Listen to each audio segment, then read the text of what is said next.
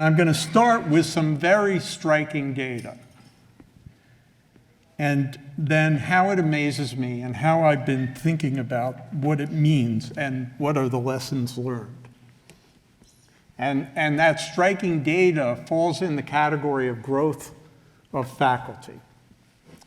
So here's some data where you are looking at WashU Medicine in the red bars and the national, as reported by the AAMC.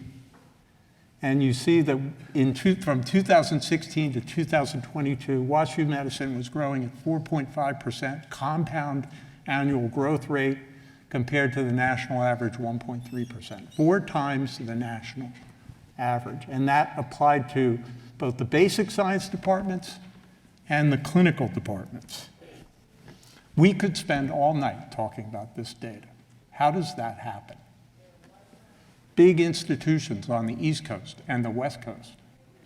We're right here in the middle of the country. This is what that looks like when you, and this is just the increase in number of faculty, 2017 to 2023, doubled. It's a little more on the clinical mission than it is on the research mission, but it's interesting to see how much the research mission has grown. This is some data on underrepresented in medicine and how we've grown. And from 2017, you can see we've gone from 5.5% of our faculty to 7.8% of our faculty. But more striking, if you look at the data compared to the AAMC, WashU Medicine is growing its underrepresented population of faculty at 2 to 4 times the national average. In the middle of the country. And then here's some metrics for success in career advancement of women. In the top left, the percent increase in rank in the last 7, 8 years.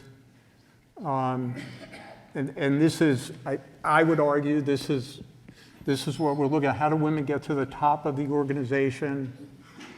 Data on the top right show you increased women in endowed professorships.